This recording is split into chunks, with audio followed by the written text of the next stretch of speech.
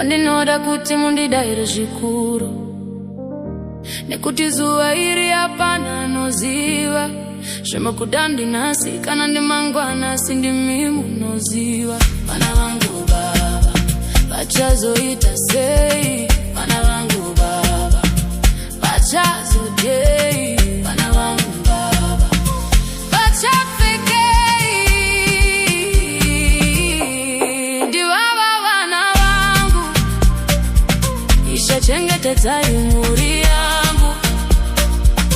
Ndikanzi ndafa nasi baba, ndiani achatarisa vana vangu? Ndivava vana vangu, Ishe chengetedzai mhuri yangu. Ndikanzi ndafa nasi baba, ndiani achatarisa vana vangu?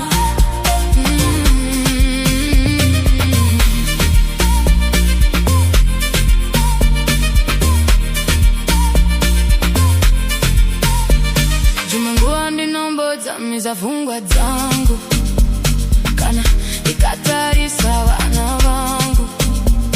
Inoshaya zororo muhana mangu, kuti ndiani achava mutariri pachaguma upenyu wangu. Tichiripo here hapana zvadzinoziva, dai zvaivhira mavataridzawo nzira.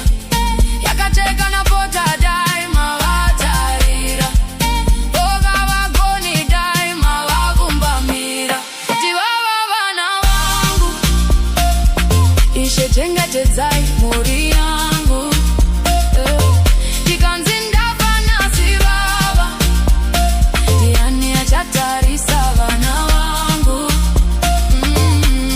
Ndivava vana vangu, Ishe chengetedzai mhuri yangu.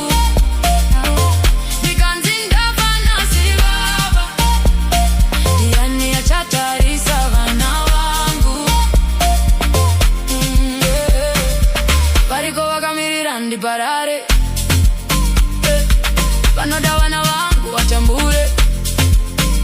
Daima ndichengeta zvishoma vayaruke, nekuti ndikafa nhasi vanoruma nemakure. Dzichiripo here dzinoda kuyamwa, hadzisati dzaziva kudya zvinovava. Vanodawo rudo rwangu rwakakwana, mukanditora nhasi vanozara vachisafa.